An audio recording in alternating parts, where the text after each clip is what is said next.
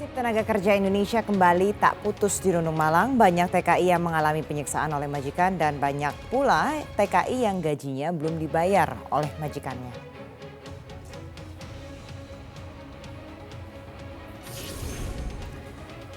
Sejak setahun terakhir, Badan Narkotika Nasional telah meneliti kandungan tembakau gorila. Halusinasi dan kesulitan dalam mengambil keputusan adalah efek tembakau gorila yang paling membahayakan bagi penggunanya.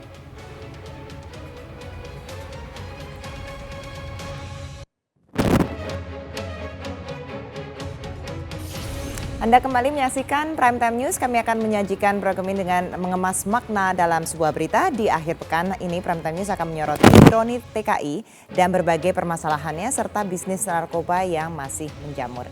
Inilah Prime Time News lengkapnya.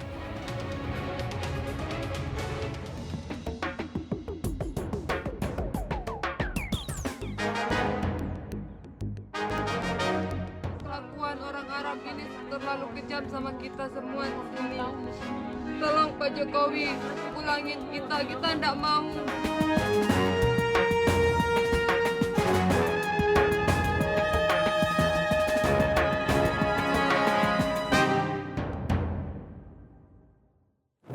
Seorang mantan TKW asal Ponorogo, Jawa Timur menjadi korban tindak kekerasan oleh majikannya saat bekerja di Singapura. Selain mengalami gangguan mental yang tidak kunjung sembuh, proses keadilan yang tengah diperjuangkan keluarganya hingga kini belum kunjung usai. Fadila Rahmatika, warga Dusun Blimbing, Desa Sukorejo, Ponorogo, Jawa Timur, mengalami gangguan jiwa lantaran kerap mendapat kekerasan fisik maupun psikis oleh majikannya saat menjadi TKW di Singapura. Selama 8 bulan bekerja, Fadila yang masih berumur 22 tahun ini kerap dipukul di bagian kepala, tidak diberi makan, dikurung di kamar mandi, hingga disetrika di bagian lengan. Selain mengalami penyiksaan, Fadila juga tidak diberi gaji. Untuk mengobati luka dan gangguan jiwanya, Fadila dibawa ke rumah sakit oleh dinas sosial terdekat. Dari pemerintah desa, ya harapannya nanti pemerintah bisa membantu hak-hak daripada Fadila untuk bisa disampaikan biar nanti untuk membantu kesembuhan Fadila. Fadila berangkat ke Singapura pada awal Februari 2016 lalu melalui PT Pancamana Utama. Fadila memutuskan menjadi asisten rumah tangga di Singapura karena ingin membantu perekonomian kedua orang tuanya. Keluarga Fadila berharap pemerintah Singapura dapat menghukum mantan majikan Fadila sesuai hukum yang berlaku di Singapura. Dari Ponorogo, Jawa Timur, Fajar Wiharjo, Metro TV. Video rekaman tenaga kerja wanita Indonesia yang meminta bantuan kepada Presiden Joko Widodo bekerja di Timur Tengah sempat menjadi perhatian banyak orang di media sosial. Namun kondisi TKI tersebut kini dipastikan dalam kondisi baik dan akan dipulangkan ke tanah air. Pak Jokowi, Bapak Presiden kita, tolong kita semua di sini di Timur Tengah, kita sebagai TKW ilegal di Damam Al-Khobar, kita dihukum mati-matian di sini. Kita tidak boleh pulang. Video ini direkam tenaga kerja wanita Indonesia yang bekerja di Timur Tengah menjadi perhatian banyak orang. Video ini diunggah di laman Facebook pada hari Rabu, 18 Januari 2017 lalu. Namun tidak dijelaskan kapan rekaman video ini dibuat. Video yang diambil dari dalam sebuah ruangan seperti kamar yang dihuni beberapa wanita. Salah satu tenaga kerja wanita meminta bantuan kepada Presiden Joko Widodo untuk dipulangkan. Sini kita dikasih makan. Jangan sembarangan. Ya tolong kita ya, bisa pulang semua. Mereka mengungkapkan tidak boleh pulang karena masih disuruh kerja. Akibat kondisi tersebut, mereka mengaku mengalami trauma. Dalam keterangan yang ditulis, mereka merupakan korban perjanjian kerja. Pada saat itu mereka berada di Damam Al-Khobar, Eastern Recomente, di Camp 14 daerah Gozalia. Mereka merupakan tenaga kerja wanita yang resmi melalui PJ TKI PT Bidar Timur. Belakangan diketahui, TKI yang meminta bantuan tersebut bernama Aciah binti Ali alias Elisa.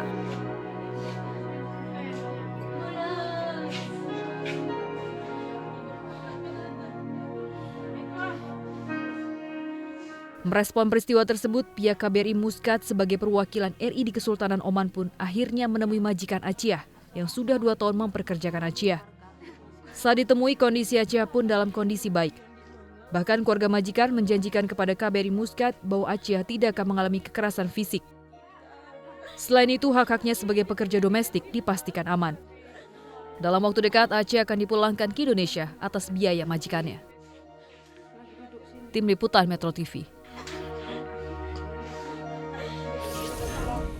Kamar Dagang dan Industri atau Kadin Indonesia berupaya berpartisipasi dalam peningkatan kompetensi tenaga kerja Indonesia, tidak hanya untuk menjadi karyawan perusahaan, masyarakat didorong untuk berwirausaha.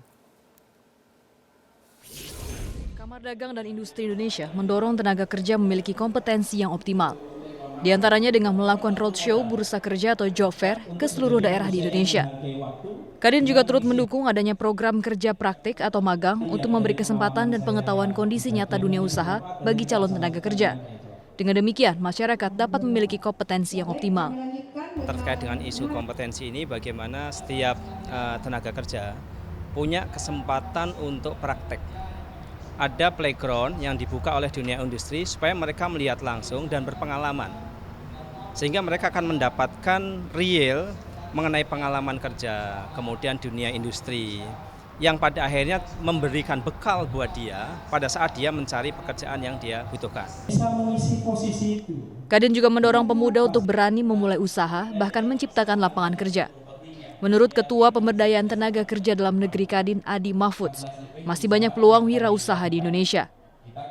Jumlah pengusaha di Indonesia itu memang masih minim. Makanya inilah saatnya teman-teman semuanya, baik mau yang fresh, mau punya pengalaman, mau yang meningkatkan juga kompetensinya, saya kira lebih baik ke dunia usaha. Karena dunia usaha di Indonesia itu sangat menjanjikan. Cuman kita punya kemauan atau tidak. Kalau kemampuan saya sendiri itu juga nggak pernah meragukan kemampuan teman-teman. Tetapi kemauannya memang yang masih perlu diragukan. Karena kebiasaan tadi, paradigma kita itu masih suka mencari pekerjaan, bukan meng-create pekerjaan itu sendiri. Itu saya kira penting. Kementerian Tenaga Kerja menyatakan saat ini ada 279 balai latihan kerja di seluruh Indonesia yang dapat dimanfaatkan untuk pelatihan berbasis kompetensi. 17 diantaranya milik Kemenaker dan sisanya milik swasta. Sementara konsep sertifikasi tenaga kerja masih dipersiapkan. Dari Jakarta, Clemencia Michelle, Doni Yusa, Metro TV.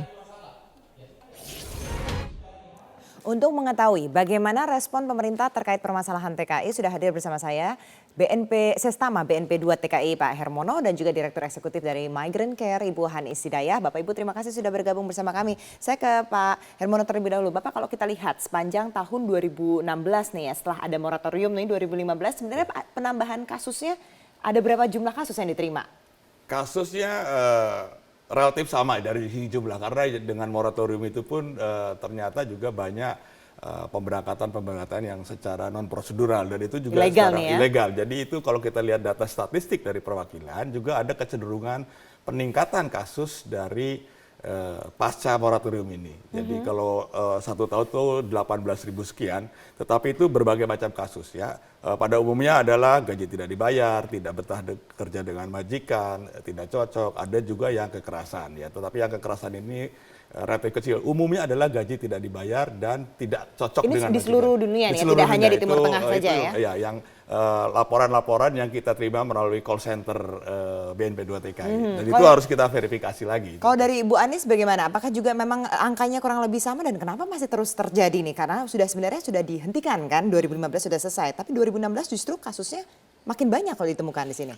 Jadi sebenarnya kalau melihat tren pelanggaran HAM terhadap buruh migran, terutama PRT migran, itu belum pernah sejarah migrasi itu membuktikan ada penurunan kasus. Karena apa? Kalau melihat apa yang dilakukan pemerintah, memang lebih banyak merespon kasus yang terjadi. Hampir tidak ada upaya bagaimana mencegah gitu ya, upaya untuk mencegah, upaya untuk meminimalisir dan upaya untuk bagaimana memproteksi pada masa pramigrasinya gitu, sehingga potensi-potensi masalah yang setiap tahun terulang itu sebenarnya bisa dikendalikan gitu, bisa dikontrol. Ini saya kira yang menjadi poin penting. Apalagi mencegah ini maksudnya mencegah terjadinya sampai ada kekerasan, tidak dibayar dan lain-lain itu. Betul. Jadi sampai hari ini misalnya pendidikan pramigrasi bagi terutama PRT migran itu tidak ada peningkatan yang signifikan baik pada tingkat substansi kurikulum maupun metodologi yang digunakan, sehingga peningkatan kapasitas pra migrasi itu bisa dipastikan menurut saya bukan prioritas yang penting gitu, sehingga itu berkorelasi dengan terus berlangsungnya pelanggaran HAM yang dialami mereka. Apalagi kalau melihat surveinya Migrancare yang sudah kami sampaikan ke BNP 2 TKI, moratorium itu sejatinya tidak ada penghentian sama sekali gitu. Di tingkat praktek, survei kami di Bandara Soekarno-Hatta menunjukkan masih ada 2.644 PRT yang tetap berangkat ke negara-negara Timur Tengah dengan visa umroh, visa kunjung, dan melibatkan 297 PT yang itu legal, ada siupnya, yang saya kira pemerintah juga mestinya tahu. Gitu. Dari tahu kalau dari pemerintah tentang ini. Jadi begini, jadi kalau kita lihat kasus-kasus yang kita terima, itu harus dibedakan, kita harus pilih dulu. Apakah TKI ini berangkat secara prosedural, artinya kalau prosedural dia ada pelatihan, kalau PLRT ada PAP seperti saya bilang, atau dia unprocedural. Unprocedural artinya dia direkrut langsung dikirim.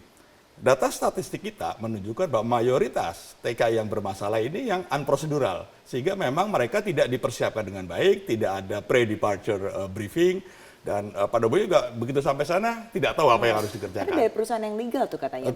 Tidak selalu. Seperti Singapura itu kan ada program direct hiring. Jadi agen-agen Singapura itu langsung merekrut. Seperti kasus Fadila, itu unprocedural. Jadi dia direkrut langsung diberangkatkan ke Singapura.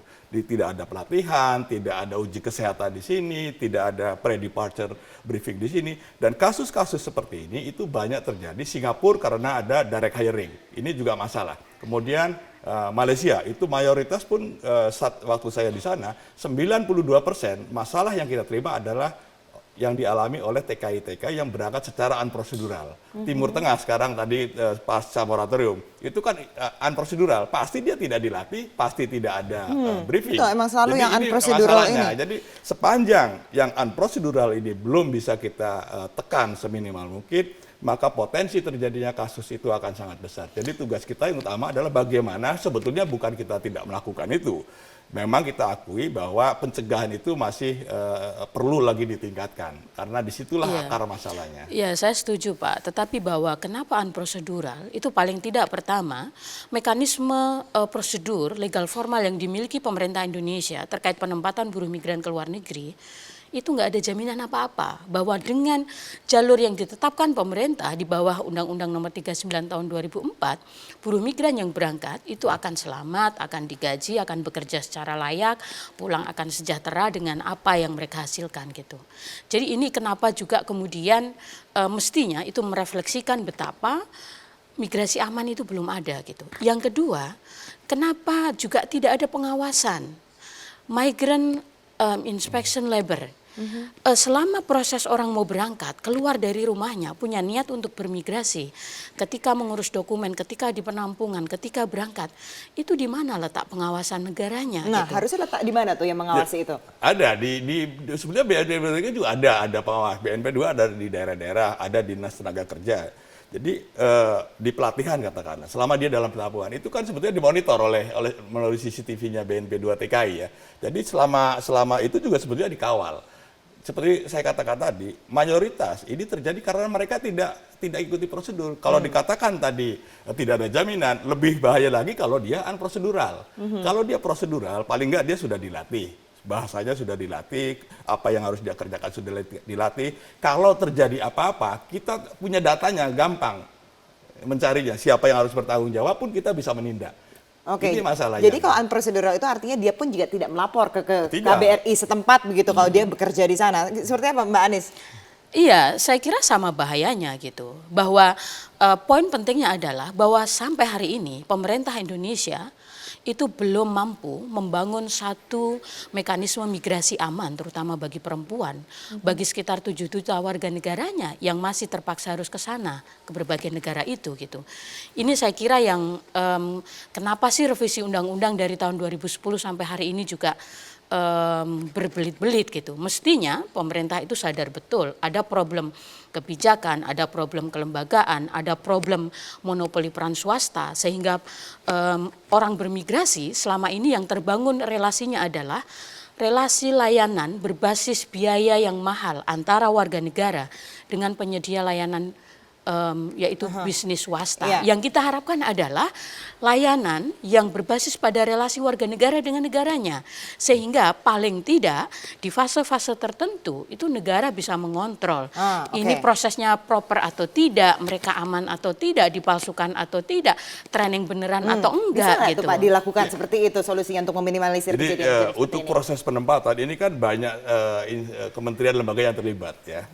Katakanlah tadi dokumennya seperti apa, itu kan ada instansi lain yang memastikan dokumen ini palsu atau tidak, apakah ini betul dia akan bekerja ataukah dia akan berwisata dan lain-lain. Dari proses kita, dari proses BNP 2 TKI itu memastikan bahwa prosedur itu sudah dilalui ya. Misalkan kita ada Cisco, itu kan bisa memonitor bagaimana dia dilatih, kemudian uji kesehatannya kita juga sudah online dengan sarkes-sarkes kesehatan gitu ya. Jadi ini memang melibatkan banyak kementerian lembaga, mulai dari proses rekrut sampai dia berangkat itu kan banyak tahapan-tahapan yang harus dilalui oleh seorang tenaga kerja Indonesia. Yang itu di masing-masing ada kementerian lembaga yang punya kewenangan sendiri-sendiri. Oke Bapak, sayang sekali waktu kita sudah habis karena kalau berbicara soal permasalahan TKI ini tidak akan pernah cukup waktu kita. Pak Hermono, Sestama BNP 2 TKI dan Ibu Anis Hidayah, Direktur Eksekutif dari Migrant Care. Bapak Ibu terima kasih dan kita akan kembali mengapa banyak TKI di Arab Saudi yang belum digaji. Informasinya sesaat lagi.